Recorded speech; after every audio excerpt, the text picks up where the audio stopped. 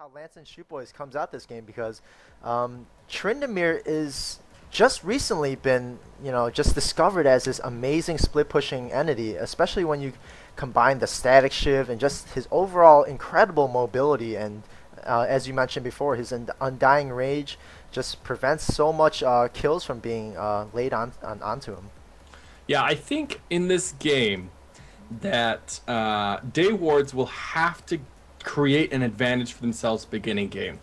Because once it hits the mid game, I feel like Lance and Shoot Boys are going to have a small advantage. Ezreal kind of comes into his peak beginning game, or sorry, not beginning game, mid game.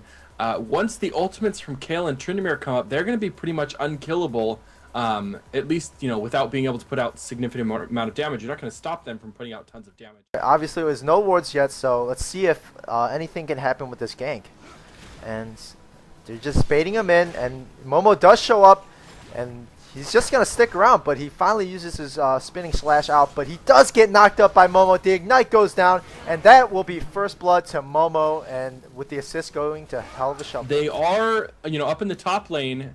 Yeah, he is coming by for another gank, it seems. Yes. And the Laxlick Slingshot goes down, but Pikachu just now realizes that he's back, and another great knockup coming down on Pikachu, and he will surely fall down. He has no summoners, and he will get the kill, Hell of a Shovel this time. Yeah, and that's really what you have to do against Tryndamere. Tryndamere can't do a whole lot unless he gets really farmed after he's level 6. And so they're shutting him down in this early game, but this is really Tryndamere's weakest time. We'll see if they can keep shutting him down before that level 6, because once that level 6 hits, it's going to be a heck of a lot more difficult to take out a Pikachu up in that top lane.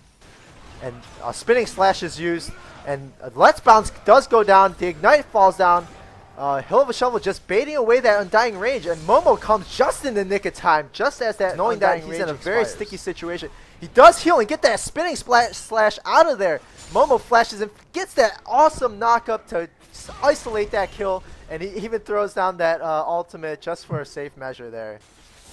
Yeah, and it's going to be really tough. At this point, I don't think Lance and Shoot Boys can fight a straight up 5v5. They have to push some global objectives, or they have to push their farm advantage, or they have to catch somebody out in order to try to come back in this. They're not out of the game yet. Tryndamere's just going straight onto Shield and Sword in the bot lane. And the nice Chains of Corruption, but will that keep him alive? Wow, just barely enough, but Shield and Sword pops the barrier just for a safe measure.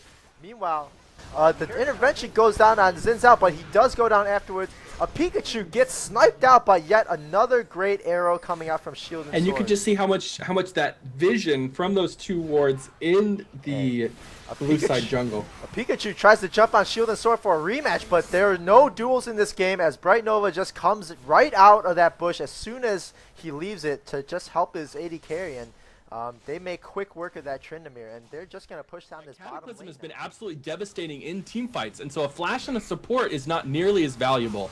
However, there are calls for GG going out now. Pikachu just caught out in the heart of their team, but he does live with another intervention and Dying Rage, but the response is just, they're just going to kill everyone else that isn't intervention. So, third inhib will go down.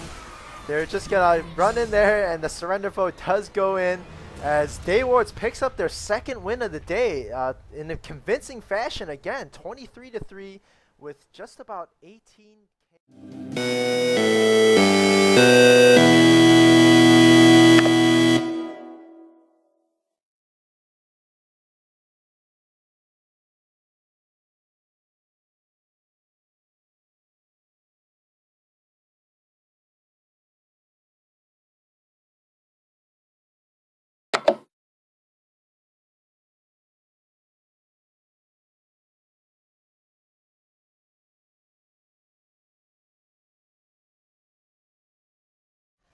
That top tower will go down eventually unless a Pikachu has anything to say about it, and it looks like he might get there just a little bit too late.